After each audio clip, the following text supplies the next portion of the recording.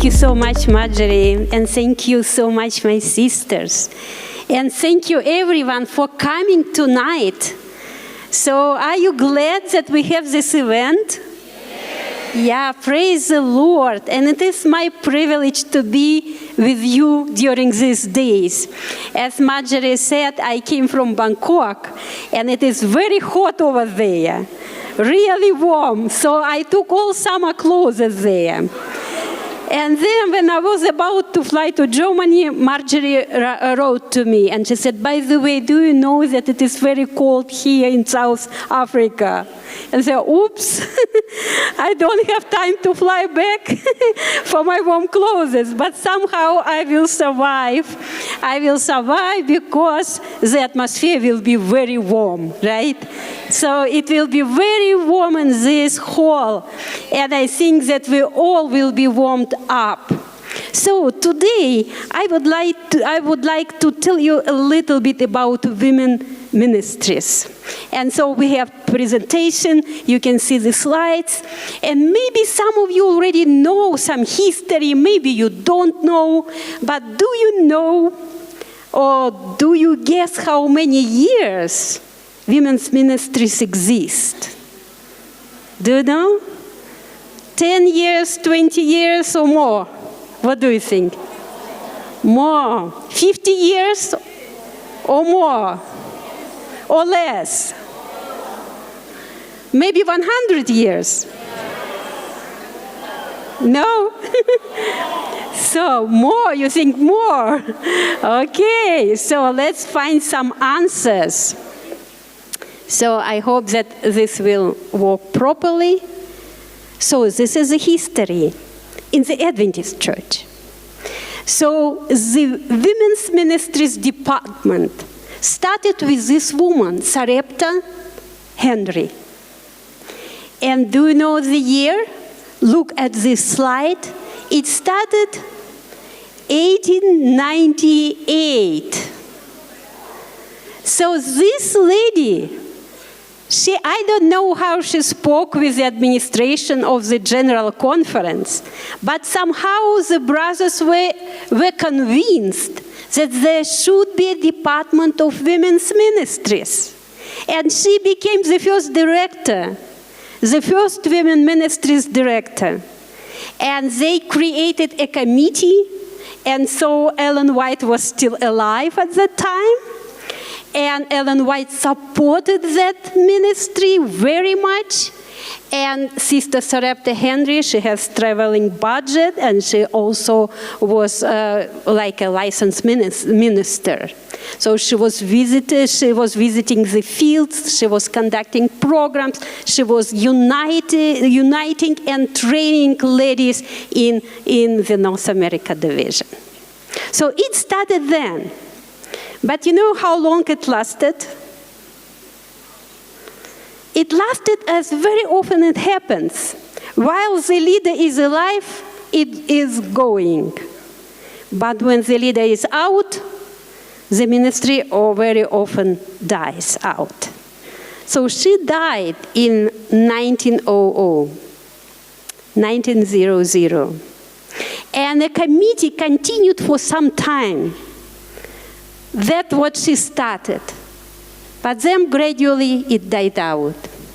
And Ellen White also died out in 1915. And so gradually it died out, unfortunately. And so I would say that Women Ministries Department, or Women Ministries, this was a sleeping giant for about 90 years. Of course, women were active. They did something. In every local congregation, they did something, what they want, what they can, what it was supposed to be done, but it was a sleeping giant. And now look here. So, 1990, the Office of Women's Ministries was organized at the General Conference. And then, 5 years later, a full department was organized. So, you see that very soon we can celebrate some anniversaries. next year. So it is very interesting. And now look, it is a worldwide ministry in every division. We have women ministries in every division. We have a director. And we have also, on union level, conference level, the work is going on. So, but what do we need to do? And maybe and you can see the three small logos: nurture, empower, and outreach. And if you forget everything, just remember, if somebody will ask you what women ministries are all about, these are three key words. That women ministries, we, across all divisions, we would like to nurture women in our church and also outside the church, to nurture them. We would like to empower them. This means to train them, to help them to involve all their gifts and talents in service for the church and society. And we would like to train them and to motivate them for what? The last word. Outreach. And so we have a slogan, I go to reach my world, right? Because we would like, so this will be the end product of our ministry. We nurture, we empower, and then what we do? We go for outreach. So these are three key words. Please remember them. And please also think in what area you would like to exercise your gifts. Maybe you already are involved in one of them, but maybe you're not. So another three interesting things about women's ministries worldwide that we have in the calendar. In all divisions, we have three important days. And this is, look what it is. It is the first Sabbath of what? Spring, March. First Sabbath of March, what it is? It is International Women's Day of Prayer. And we inform all divisions, and pastors are also aware that this Sabbath should be given to whom? To women in local churches. And they need to conduct programs there. And General Conference produce a resource, a material for that Sabbath. We have sermon, we have children's story, and we have also a seminar with PowerPoint for the afternoon. And any lady can take this material and conduct a program that Sabbath in local church. Maybe in some groups, maybe not exactly on that Sabbath, but during the Sunday and weekend, or maybe during the week. But somehow this material can go further and further, and we can celebrate International Women's Day of Prayer. Then we have another special day, and this is what Sabbath in June? Okay, if in March it is the first, in June it is second Sabbath. And second Sabbath, what is it? Women's Ministries Emphasis Day. And this year it was a beautiful material for that day. Maybe you know the name, maybe you don't. I will tell you. It was about that God cares about us so much as He cared about Hagar when she was in the desert. And the name of the sermon is, or was for that, it was God sees you. God sees you in all your sorrows and also joys. He is taking care of you. And then a seminar was that we are precious as an apple of His eye. Isn't it a beautiful topic? So if you would like to conduct seminars or use this material, you can find the material on the Women's Ministries website. It's all there. And then we have 4 Sabbaths of August. What is it? Ended now.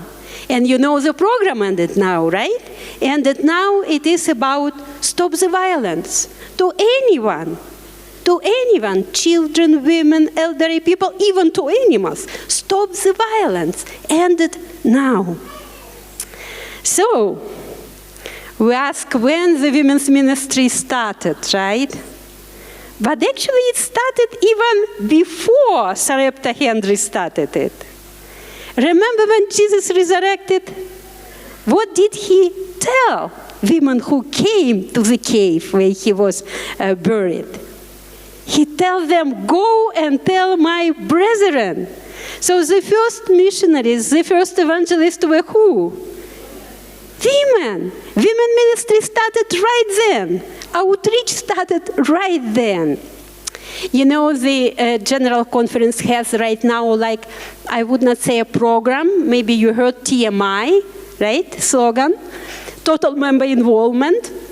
And also discipleship, but you know that this is a cycle. It's not just go preach and baptize. It is like a cycle. And so General Conference promotes that cycle has like 5 stages. You need to prepare the soil, right? Then what do you need? To plant a seed. Then you need to cultivate the seed. Then you need what to do? To harvest. But then what to do with the harvest? You need to preserve it. And of course to train and involve, but you need to keep the harvest, right? So women's ministries, if you look at all our resources and programs, we have for all stages the material. And so we have even outreach manual. It is also on our website. So you can, who is interested in that, you can go get the material, study it, and also train other people how to do that. And probably you know that we have even a bookmark with certain possible ministries that can apply to any of the stages. And this is like a ministry for every woman. Touch a heart, reach my world. And you see also nurture, empower, outreach. So it is many good ideas how you can be involved. We have also 4 levels of certification program where we train women and they get also certificates from Andrews University. So this is also very interesting. But the first, you see the first stage, prepare the soil inside and outside the church. It's basically community outreach. But of course you need to prepare soil inside the church as well. So women can be involved in many different activities in the society and inside the church to prepare the soil for whom? For evangelists who will come, right? Then you need also, you also probably know that women's ministries also have a good resource. We call it 6 issues. And we say that around the world there are 6 issues that they're very relevant to all women around the world, including illiteracy, health threats, poverty, violence, and so on. So we also can spread this material and educate our communities that we as a church would like to help with these 6 issues. We have also material on friendship evangelism. We have many interesting things. We have material flourish. And actually, I came from Bangkok, and the summit, leadership summit in Bangkok, it was dedicated to this topic, flourish. We are made to flourish. So then we need to plant a seed. And also women's ministries have material how to train people to plant a seed. How we can, plant a seed of faith. And it could be, as the pastor said, like a mustard seed at the beginning, right? But then it will be a tree. And God is also in his business to plant seeds. Sometimes we don't know, but God is always ahead of us. This happened with our office at the General Conference. When Hezadon was still alive, it was 2019. A letter came to the General Conference office, to Hezadon. And letter came, look from where? It came from the women's prison, actually, from the state of Oregon. One lady from that prison, correction center, she was looking on the website, and somehow she found Women's Ministries website. And she found that women's ministries have Bibles and can send free Bibles. So she wrote a letter to Hezadon. May I have a Bible? I'm in prison, but may I have a Bible for free? And of course, we cannot say no. the Bible was mailed. She shared this news with her, cellmates and with other women in the prison. And other people began to write also. So GC began to send Bibles, Women's Ministries Department. Although we're not publishing department, but we got into the business of literature evangelism. And during about 4 years, you see about 500 Bibles and Steps to Christ coloring book. You see a beautiful, beautiful cover of Steps to Christ. You know that our department ordered the Steps to Christ book, their coloring book. You have a paragraph to read, and then you have a page or half of the page of something to color. So we sent also coloring book, Steps to Christ. We said these Bibles, you can see the Bibles that Women's Ministries departments produced and ordered, and they were sent to this prison, about 500 during these 3+ years. The chaplain in this prison, he wasn't an Adventist, but he heard that Adventists are sharing free Bibles. And as a chaplain, was interested so that the prison, people, they receive some spiritual food. So he even by himself was going from women to women there and advertised to write to GC, ask for Bibles. So, and you see some letters there. And it's just a small bunch that I took a picture of. It's really a big pile of letters of gratitude that these ladies sent to us. So you see how to plant a seed. Sometimes God is taking care of that seed is planted. We just need to follow His steps and then cultivate this seed. And we can cultivate through different things, through friendship evangelism, through Bible study. We also can do through the Bible lessons. And our department created a lot of resources, different kinds of lessons. You can see Bible study for busy women. Very interesting. Women discovering Jesus. We have also a set of Bible studies on the 3 angels' messages, actually. We have also women in the Bible and me. And we have also different studies even for Muslim women. So it's a lot of things that how you can be involved. As a woman, you can be involved in different things. And just pray so that God can impress you where to put your talents and gifts. And of course, harvest. And I think Marjorie will probably recognize this picture. And she can probably tell us when it happened and where. It was Zambia. Was it May or was it spring? It was May. You can see that 73 people have given their lives to Jesus. And Sister Marjorie, she was instrumental as an evangelist, right? And 73 people. It's also contribution of women's ministries. So we can be involved in that. And of course, to preserve, we need to continue to take care of these people who came to the church. Because if we don't take care of them, they can leave the church because it will be very cold to them. And they meet their challenges. And if nobody really look for them and help them, they can leave the church. So discipleship ministry is right there, also through small groups, friendship evangelists, different Bible studies. We have even, you see this material, we can share it. We have our Women's Ministries devotional book. You can see the cover. He knows my name. This is the cover for this year. And actually the first devotional was written by Heather Dawn. And interestingly, we have also a very interesting resource, Am I My Sister's Keeper? It's also for those who already maybe stop attending the church. And we have a program as Women's Ministries Department. So are you amazed how many ways for us are to participate, to be involved, and how many resources our department already created? I would like to say that, every ministry is like a seed in a big, big, beautiful design of God's garden. I and my husband sometimes we travel and participate in evangelistic activities. And once we went to Moldova.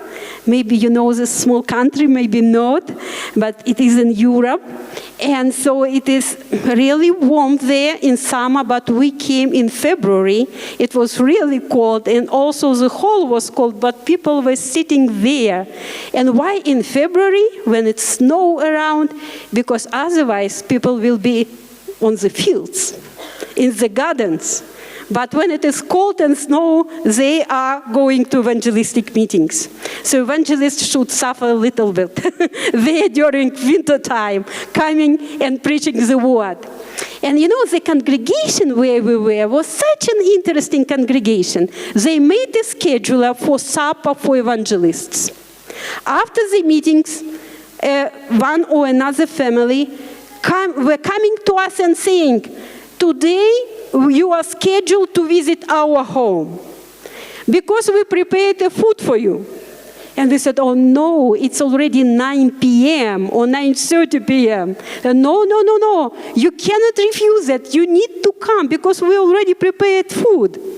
So we suffered a lot, and I gained, I think, 2 kilos for sure after this evangelistic meeting. But one evening, a family that invited us for supper had a very interesting display in the room. You can see one wall. This is actually a picture from their wall. And what is interesting, these all pictures are from seeds. Can you imagine this kitten? These are different kinds of seeds glued together. Can you see horses there? You can see some portraits. You can see flowers. It's just one part of the wall, one wall. The lady, our church member, she kind of, discovered a talent to create pictures from seeds. She began to collect the seeds. Some seeds she colored, some she just preserved and dried, and she created such beautiful designs from these seeds. It was different kinds of seeds. She became even famous, and she had exhibition even in China. She was going there and some people were buying her pictures. And she had also exhibition in Europe. So we were amazed. And our grandson at that time was a small boy, and she decided to give us as a present this picture with the kitten. So we were lucky to get that because we have for our little boy, grandson. So we preserve this masterpiece. But you know what? This reminded me that every ministry is like a tiny, tiny seed in God's design. It could be a white or black or brown or yellow, whatever. It could be a poppy seed, a mustard seed, an onion seed, a carrot seed, an apple seed, whatever, an orange seed. But God will find place for this seed in His picture of salvation of men and women.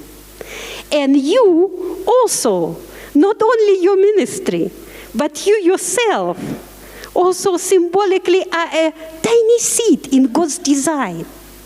And God has a place for you to do something in this world, to change the world for better.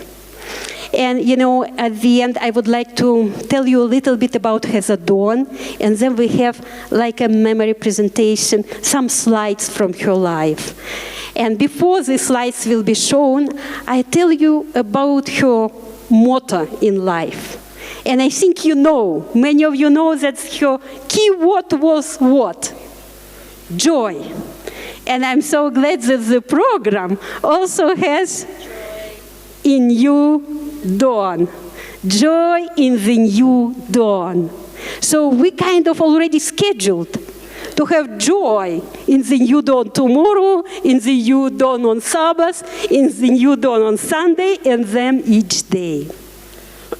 But do you know how she came to this slogan? Actually, she has a slogan that says, don't allow anyone to steal your joy.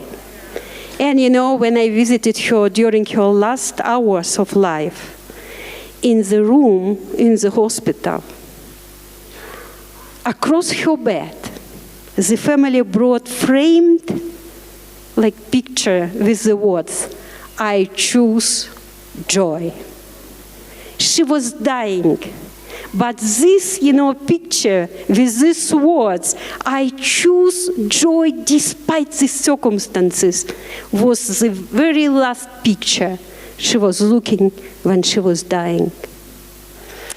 So maybe some of you heard her seminars, and on YouTube, if you type Heather Dawn, you can find she had a series on journey of joy or to joy, something like that. So she had several parts, and she explains her journey to this discovery of joy. And one of the key events that happened in her life, it was death of her little son. Maybe you know that when her little son was 4 years old, he died because a dog really, attacked him. And he was actually killed by a dog. So he was rushed to the hospital. They did everything they could, but they could not save him after that. So a dog attacked him and he died. He was 4. And her little daughter was 2 at that time. And you can imagine a heart of a mother who suddenly lost her boy in such a terrible way. And she said, when we were in the hospital, we were crying, we could not even accept, we were in shock. And a nurse came out of the room, and she had some kind of a bundle, and she just put, to her pocket, or gave her, and she put in the pocket. And they said the boy died. So in tears, they returned home. And she was so tired, exhausted. They gave her some medications, so that she could handle the situation. So she fell sleepy. She fell asleep. When she, woke up, she kind of felt that something is there. And I said, what is that in my pocket? What is that? So she put her hand, she took out this bundle. She began to look at it, and she recognized that what nurse gave her actually was bloody clothes from her son. So they cut it so that to release him, but it was all in blood. And she said, I don't know why she decided I need it. But she was already traumatized. And can you imagine now unfolding this, cut clothes, all in blood. She began to cry again. And she said, Lord, why? Why? And after that, she was also in a room, I think maybe even in the baby's room, and she was struggling with God. She was struggling with God. And she was praying. And she kind of felt that God abandoned them. She felt empty. She could not understand why God allowed this to happen. But she wanted some encouragement from God. And she opened the Bible. Sometimes we would like the answer, right? Oh, God, tell me something from the Bible. So she opened the Bible, and the first word she read, it was joy. And she said, she closed the Bible. It's not for me. So it's not in this situation. Probably for somebody else, not for this time. And she said, God, but I want some encouragement. I want something. She opened the Bible second time. And the first word she read was rejoice. And she said, oh Lord, probably some mistake is here. I cannot rejoice in this situation. Let's try the third time. She closed the Bible. She opened the third time. And the word again was joy. And she began to think about that. And she also, during this days after the death of her son, she had silent conversations with God. And one of the conversations was like that. Lord, people who don't believe in you, they lose jobs. And Christians also who pray to you, they also lose jobs. People who don't believe in you, they die. And people who believe in you, they also die. People who don't believe in you, don't know you, they lose children. But look, people who believe in you, they also what? Lose children. So Lord, my question is, what is the difference? What is the difference? And then she said, God kind of, in his silent voice, began to speak to me and said, the difference is hope. The difference is hope. They don't have hope. You have hope. And you know, she remembered during these days, not exactly right after the death, but God reminded her that he had prepared her actually. You know what happened 2 weeks before that? 2 weeks before that, she saw a dream. And dream was like the end of the times. And they were in Trinidad at that time, and so in her dream, she saw herself, her husband, little daughter in Trinidad, running through the main street to the port. Why they were running? Because people were so angry, like, you know, want to persecute them with sticks and stones, and were running after them. So they ran so hard, they kind of ran to the shore, to board the ship or whatever, to escape. And she said, and I understood this is the end of the time, end of the time. And little daughter was, you know, kind of, they were holding her hands and running together. And then when they came to the sea, it was like no escape and no ships and what to do. And the crowd was there behind, coming. And then her husband said, look at the sky. And Jesus was coming on clouds. And she understood this is escape. Jesus is coming in the clouds. And then she looked to the side and she saw an angel bringing her little son. And when she woke up, it was 2 weeks before this tragedy. She told her husband, you know, I saw a very interesting dream about Jesus coming. But you know what I understood? When Jesus comes, our son will not be alive. Because the angels gave him to me. And she said, but then I forgot the dream. And when the tragedy happened, I did not remember the dream. But then God reminded her. Remember, 2 weeks ago, I showed you. And I not only showed that he will not be alive at the second coming, I showed what? That he will not be returned to you. He will not be returned. So the difference is we have hope. But we need to share this hope, right? And so she said that because Jesus answered me through the Bible 3 times, joy, joy, joy, joy, rejoice, joy. She said, I began to study this subject. And I understood that joy is also part of the gifts of the spirits. Gifts of the Holy Spirit. Remember that love, joy, right? There is on the list. And she decided that if it is a gift from God, it should be in my life. And gifts of God, they does not depend on circumstances. The same as love, right? We need to love each other. We need to love people despite the circumstances. Not only when we feel good, right?